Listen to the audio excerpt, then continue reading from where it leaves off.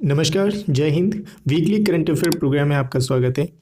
आज की इस वीडियो में हम 1 जनवरी 2024 से लेकर 7 जनवरी 2024 के जो दैनिक घटनाक्रम हुए हैं जिनको करंट अफेयर कहा जाता है, इस वीडियो में हम डिस्कस करेंगे। ये वीडियो उन सभी महत्वपूर्ण परीक्षाओं के दृष्टिगत बनाई गई है जिसमें करंट अफेयर से क्वेश्चंस पूछे जाते हैं। तो चलिए आज का पहला क्वेश्चन देखते हैं।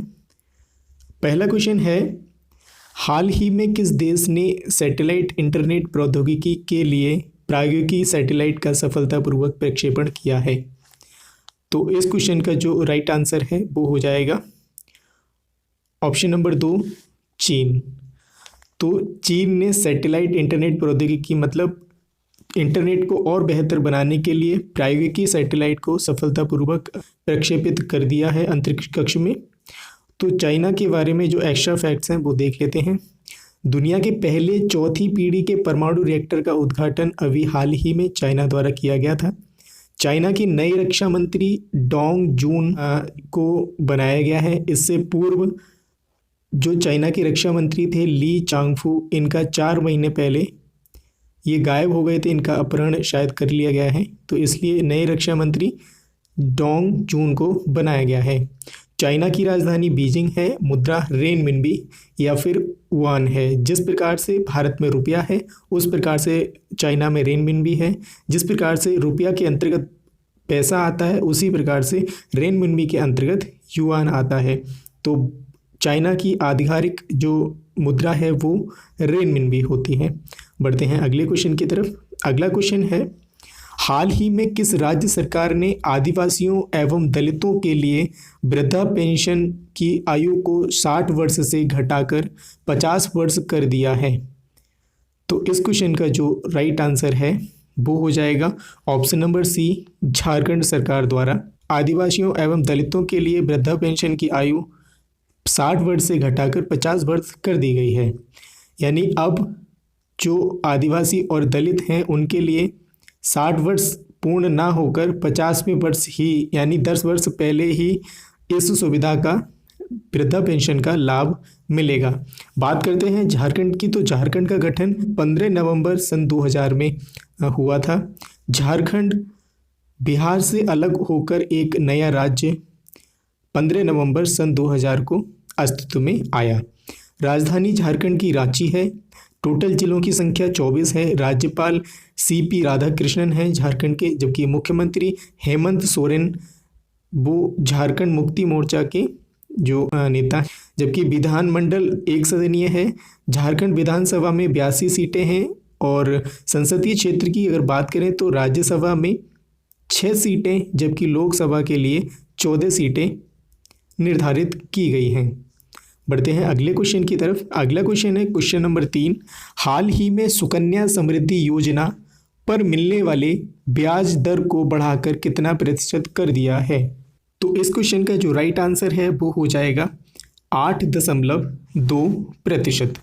सुकन्या समृद्धि योजना की शुरुआत 2015 में पानीपत से हुई थी बेटी बचाओ बेटी पढ़ाओ अभियान के तहत। बेटी बचाओ बेटी पढ़ाओ अभियान की जो अभी हाल ही में पहली ब्रांड एम्बेसडर पिंकी को चुना गया है, जबकि जो पिंकी हैं वो यूपी के मिर्ज़ापुर से संबंधित हैं। उनकी फिल्म को हाल ही में ऑस्कर अवार्ड से सम्मानित किया गया। तो इस क्वेश्चन का जो राइट आंसर है वो हो जाएगा ऑप्शन नंबर डी, 8.2। बढ़ते हैं 4 नंबर क्वेश्चन की तरफ। 4 नंबर क्वेश्चन है, हाल ही में GCC यानी खाड़ी सहयोग परिषद ने किस देश के साथ मुक्त व्यापार समझौता किया है? तो इस क्वेश्चन का जो राइट आंसर है वो हो जाएगा ऑप्शन नंबर बी, दक्षिण कोरिया के साथ। तो दक्षिण कोरिया की यहाँ पर बात करें तो दक्षिण कोरिया की राजधानी सियोल है। मुद्रा वॉन है। जबकि दक्षिण कोरिया के प्रेसिडेंट जो हैं वो योन सुख योल हैं। खाड़ी सहयोग परिषद गल्फ कॉरपोरेशन काउंसिल ये संगठन फारस की खाड़ी से घिरे देशों का एक क्षेत्रीय समूह है। इसके सदस्य देश Bahrain, Kuwait, Oman, Qatar, Saudi, संयुक्त अरब अमीरात। इसका जो मुख्यालय है वो रियाद में स्थित है और इसकी आधिकारिक भाषा अरबी है। चलिए अगला क्वेश्चन हम देखते हैं, क्वेश्चन नंबर 5। हाल ही में महाराष्ट्र पुलिस के नए DGP कौन बने हैं? तो इस क्वेश्चन का जो राइट आंसर है वो हो जाएगा ऑप्शन नंबर ए, रश्मि शुक्ला।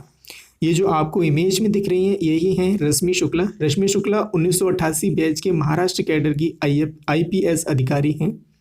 बात करें महाराष्ट्र की, तो महाराष्ट्र का जो गठन हुआ था वो 1 मई 1960 में हुआ था और राज्यपाल जो है महाराष्ट्र के वो हैं रमेश बैस। जबकि मुख्यमंत्री की बात करें तो मुख्यमंत्री एकनाथ संभाजी शिंदे जो हैं वो महाराष्ट्र के मुख्यमंत्री हैं।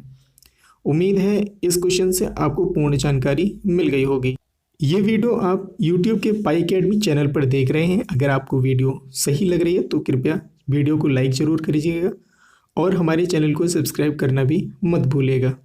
बढ़ते हैं 6 नंबर क्वेश्चन की तरफ। 6 नंबर क्वेश्चन है, हाल ही में कोनेरू हम्पी ने फिडे विश्व ब्लिट्ज शतरंज चैंपियनशिप 2023 में कौन सा पदक जीता? तो इस क्वेश्चन का जो राइट आंसर है वो हो जाएगा ऑप्शन नंबर बी, रजत पदक जीता। ये आपको इमेज में दिख रही हैं यही हैं विश्व ब्लिट्ज शतरंज चैंपियनशिप में रजत पदक जीतने वाली कोनेरू हम्पी। बात करें फिडे यानी कि अंतर्राष्ट्रीय शतरंज महासंघ, यानी इसको फ्रेंच भाषा में जो फिडे है इसकी फुल फॉर्म है फेडरेशन इंटरनेशनली डैश चेस, यानी इसको आधिकारिक तौर पर अंतर्राष्ट्रीय शतरंज महासंघ कहा जा सकता है। इसका मुख्यालय जो है स्विट्जरलैंड में स्थित है और ये जो फिडे विश्व ब्लिट्ज शतरंज चैंपियनशिप का जो आयोजन हुआ था वो अप्रैल में आस्ताना कजाकिस्तान में हुआ था। बढ़ते हैं अगले क्वेश्चन की तरफ। अगला क्वेश्चन है 7 नंबर क्वेश्चन, हाल ही में आरोग्यश्री योजना किस राज्य में शुरू की गई? तो इस क्वेश्चन का जो राइट आंसर है वो हो जाएगा option number A, Andhra Pradesh में। बात करें आरोग्यश्री योजना की, तो आरोग्यश्री योजना के अंतर्गत 25 लाख रुपए तक का स्वास्थ्य कवर यानी स्वास्थ्य बीमा प्रदान किया जाता है। बात करें आंध्र प्रदेश की, तो आंध्र प्रदेश के जो राज्यपाल हैं वो एस अब्दुल नज़ीर हैं और मुख्यमंत्री हैं YS जगनमोहन रेड्डी। और विधानमंडल की अगर बात करें तो आंध्र प्रदेश में 2 सदनीय विधानमंडल है। विधान परिषद में 58 सीटें जबकि विधानसभा में 176 सीटें निर्धारित की गई हैं। एक्स्ट्रा फैक्ट में बात करें तो कृषि विपणन सुधारों में भारत में शीर्ष राज्य का दर्जा जो है आंध्र प्रदेश को मिला है। मिनिएचर ईस्टर्न घाट एक नए पर्यटन स्थल के रूप में शुरू किया जा रहा है। ये जो विशाखापट्टनम है आंध्र प्रदेश की जो राजधानी है, यहाँ पर पहली बार पिछड़ा वर्ग जाति जनगणना शुरू करने वाला जो राज्य बना है वो आंध्र प्रदेश बना है। इसकी फलों उत्पादन की अगर बात करें तो शीर्ष राज्य फलों उत्पादन में आंध्र प्रदेश बना हुआ है। बढ़ते हैं 8 नंबर क्वेश्चन की तरफ। 8 नंबर क्वेश्चन है, हाल ही में 82वीं भारतीय इतिहास कांग्रेस का आयोजन कहाँ किया गया? तो इस क्वेश्चन का जो राइट आंसर है वो हो जाएगा ऑप्शन नंबर डी, तेलंगाना। भारतीय इतिहास कांग्रेस की बात करें तो इसमें भारतीय प्राचीन इतिहास से लेकर आधुनिक इतिहास तक का एक प्रदर्शनी या फिर कांग्रेस का इस प्रकार से आयोजन किया जा रहा है कि हमारे देश के समस्त ऐतिहासिक जानकारी एक जगह उपलब्ध हो सके। तो तेलंगाना का जो गठन हुआ था वो 2 जून 2014 को हुआ था। राजधानी और इसका सबसे बड़ा जो शहर है वो हैदराबाद है। राज्यपाल तेलंगाना के तिलमसाई सौंदरराजन हैं जबकि मुख्यमंत्री अनुमला रेवंत रेड्डी हैं और विधानसभा यहाँ पर 2 सदनीय विधानसभा है। और तेलंगाना के DGP यानी डायरेक्टर जनरल ऑफ पुलिस की बात करें तो रवि गुप्ता बने हुए हैं। दुनिया का पहला 3D मुद्रित मंदिर तेलंगाना में बनाया गया है और जबकि भारत का और दुनिया का पहला 3D मुद्रित जो डाकघर है वो बेंगलुरु में बनाया गया है। कासु ब्रह्मानंद रेड्डी राष्ट्रीय उद्यान तेलंगाना का राष्ट्रीय उद्यान है और साथ ही में महावीर हरिना वनस्थली राष्ट्रीय उद्यान और मृगवनी राष्ट्रीय उद्यान भी तेलंगाना में स्थित हैं। उम्मीद है इस क्वेश्चन से आपको संपूर्ण जानकारी मिल गई होगी। बढ़ते हैं अगले क्वेश्चन की तरफ। अगला क्वेश्चन है क्वेश्चन नंबर 9, हाल ही में झारखंड हाईकोर्ट के कार्यवाहक मुख्य न्यायाधीश कौन बने हैं? तो इस क्वेश्चन का जो राइट आंसर है वो हो जाएगा option number A justice Chandrashekhar. ये जो आपको इमेज में दिखाई दे रहे हैं यही हैं जस्टिस चंद्रशेखर। तो संविधान के अनुच्छेद 216 के अनुसार उच्च न्यायालय के मुख्य न्यायाधीश एवं अन्य न्यायाधीशों की नियुक्ति राष्ट्रपति द्वारा की जाती है, जबकि अनुच्छेद 217 के अनुसार मुख्य न्यायाधीश की नियुक्ति करते समय राष्ट्रपति सर्वोच्च न्यायालय के मुख्य न्यायाधीश तथा संबंधित राज्य के राज्यपाल की परामर्श लेता है। बढ़ते हैं अगले क्वेश्चन की तरफ। अगला क्वेश्चन है question number 10। Core sector output growth घटकर कितनी रह गई है? तो इस क्वेश्चन का जो राइट आंसर है वो हो जाएगा option number D 7.8। Core sector growth यानी इससे ये पता लगता है कि भारत में जितनी भी एवरेज इंडस्ट्री हैं उनकी ग्रोथ किस प्रकार से हो रही है या फिर ग्रोथ कम हो रही है। कोर सेक्टर ग्रोथ जो है वो नवंबर 2023 में 8 कोर सेक्टर की ग्रोथ 7.8% रही, जो 6 महीने में सबसे कम रही है। कोर सेक्टर की अगर बात करें तो कोर सेक्टर में 8 प्रमुख औद्योगिक क्षेत्रों को शामिल किया जाता है। इनमें कोयला, कच्चे तेल, प्राकृतिक गैस, रिफाइनरी उत्पाद, खाद्य, स्टील, सीमेंट व बिजली शामिल हैं। कोर सेक्टर का उत्पादन अर्थव्यवस्था की औद्योगिक मांग को दर्शाता है। बढ़ते हैं अगले क्वेश्चन की तरफ। 11th नंबर क्वेश्चन की बात करें तो हाल ही में 16वें वित्त आयोग का अध्यक्ष किसे बनाया गया है?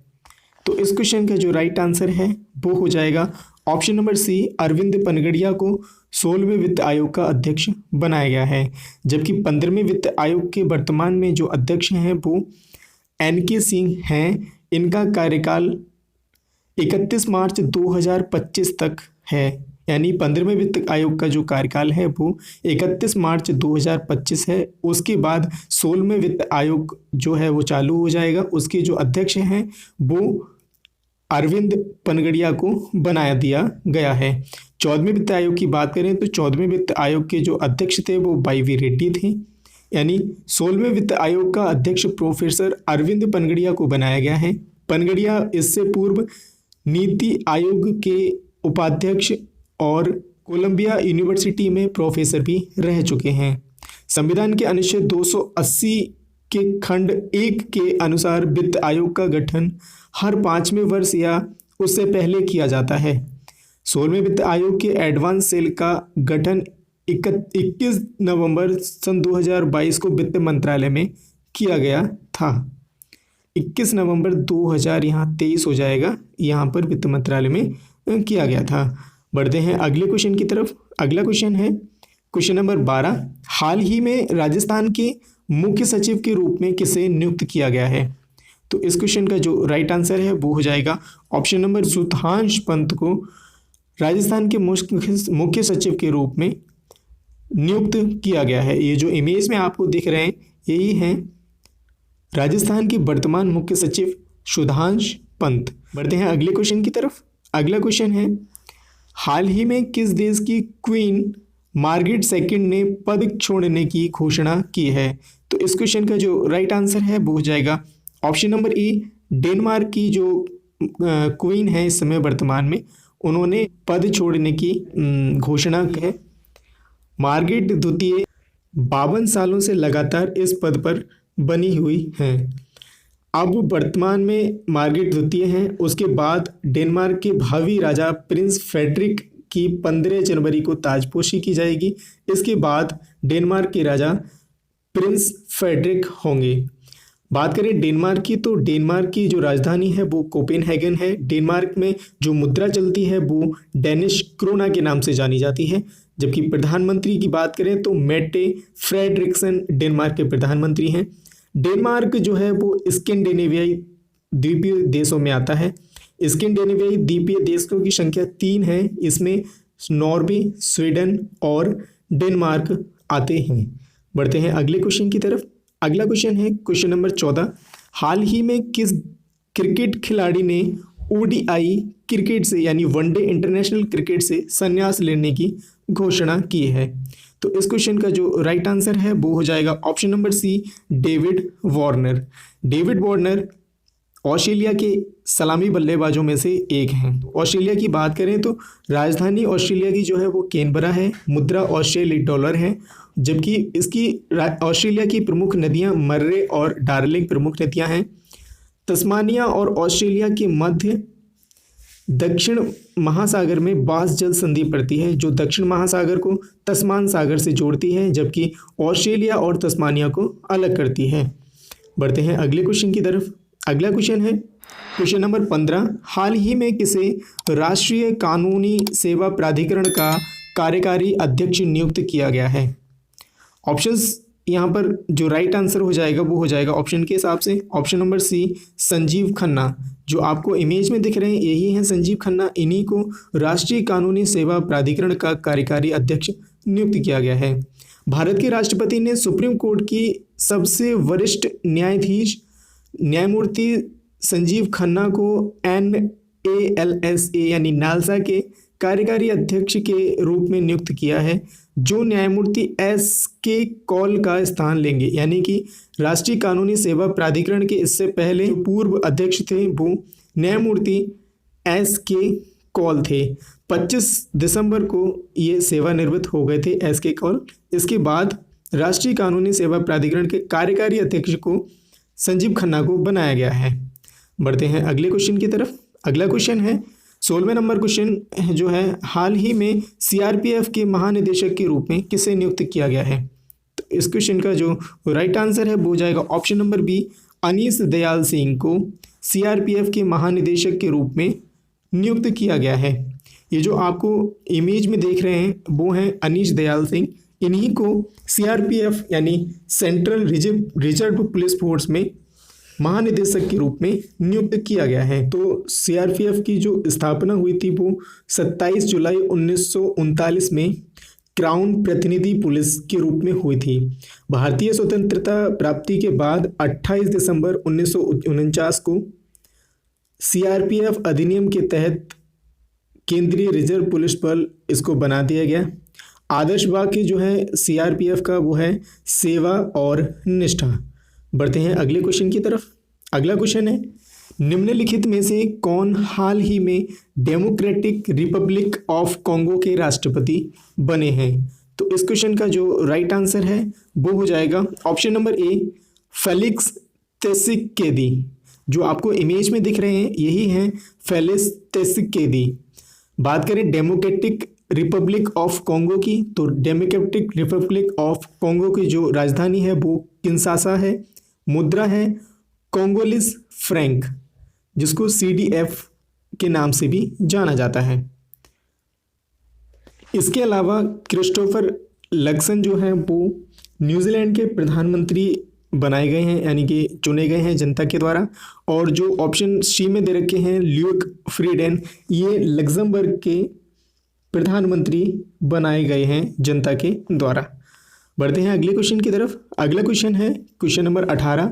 हाल ही में स्कॉटिश ओपन अंडर 19 खिताब अनाहत सिंह ने जीता है, वे किस राज्य या यूनियन टेरिटरी से संबंधित हैं? ऑप्शंस हैं चंडीगढ़, उत्तर प्रदेश, हरियाणा, नई दिल्ली। तो इस क्वेश्चन का जो राइट आंसर है वो हो जाएगा ऑप्शन नंबर डी नई दिल्ली से अनाहत सिंह जो हैं वो संबंधित हैं। इसके साथ ही स्क्वैश खिलाड़ी अनाहत सिंह ने झांगझू में जो आयोजित एशियन गेम्स 2023 में 2 कांस्य पदक जीते थे, और वहीं अंडर 15 और अंडर 17 एशियाई चैंपियन भी हैं। इसके अलावा अगर स्क्वैश की बात करें तो ये एक रैकेट खेल है जो 2 खिलाड़ियों के बीच या डबल्स के लिए 4 खिलाड़ियों के मध्य एक छोटी खोखली रबर गेंद से 4 दीवारों वाले कोर्ट में खेला जाता है। बढ़ते हैं अगले क्वेश्चन की तरफ। अगला क्वेश्चन है क्वेश्चन नंबर 19। एक साथ 108 स्थानों पर सूर्य नमस्कार करके गिनीज वर्ल्ड रिकॉर्ड किस राज्य ने बनाया है?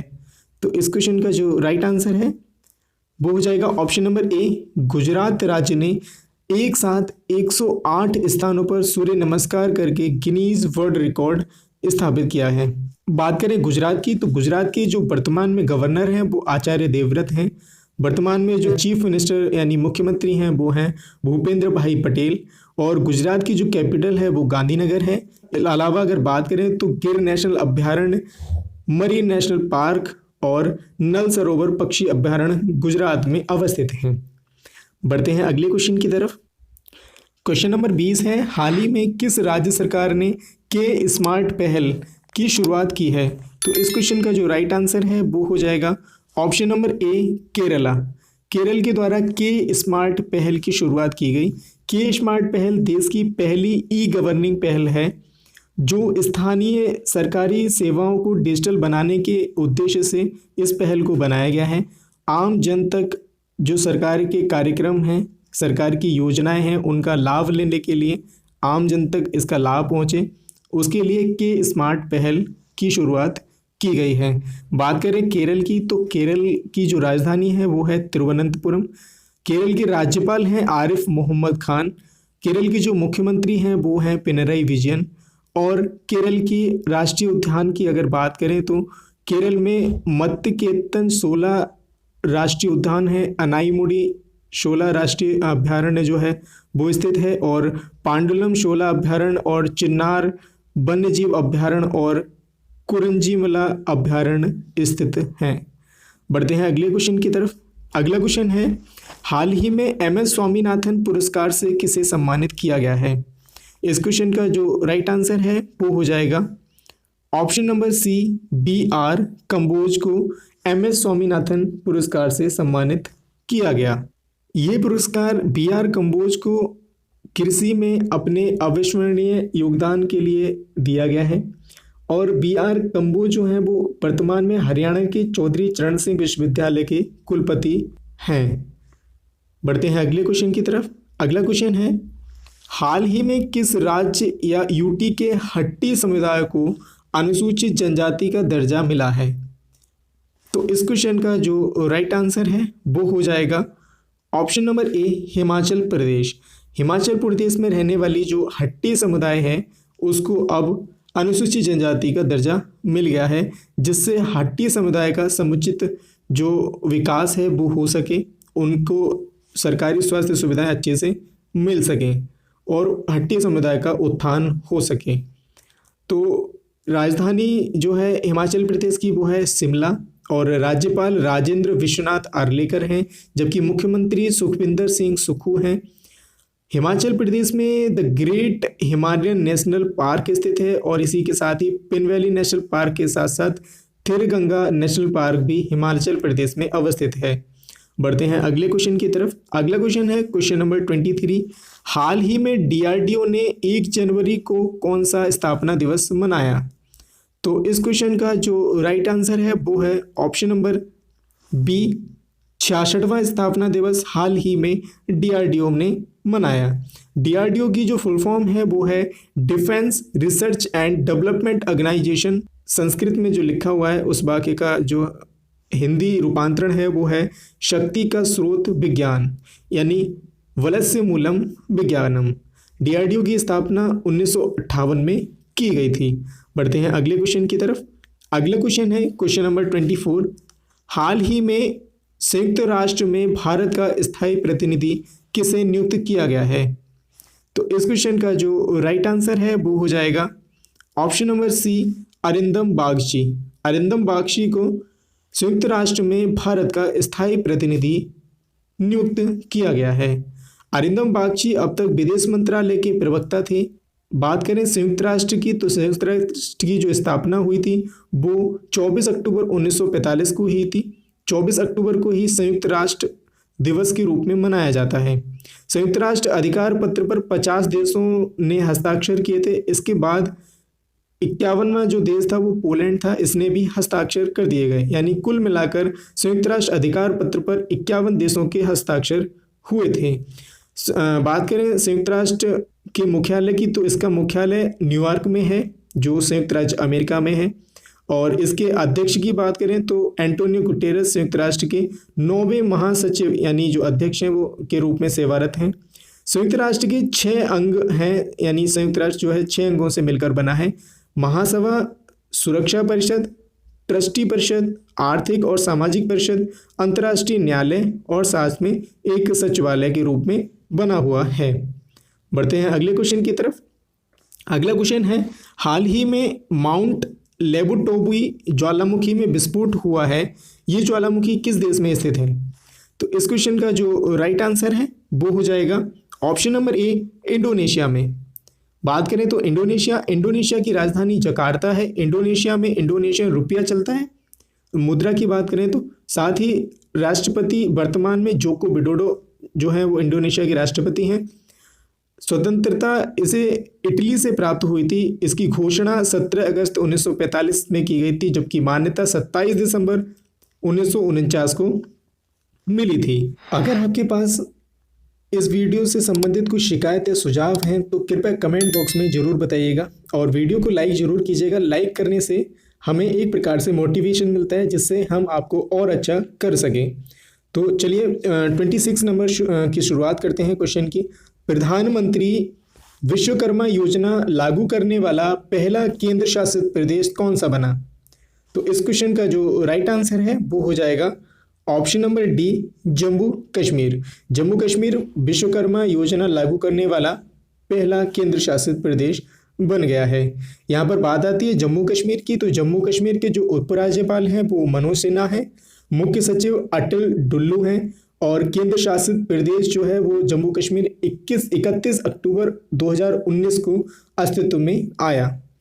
बढ़ते हैं अगले क्वेश्चन की तरफ। अगला क्वेश्चन है, हाल ही में किस राज्य ने राहत वाणी केंद्र लॉन्च किया है?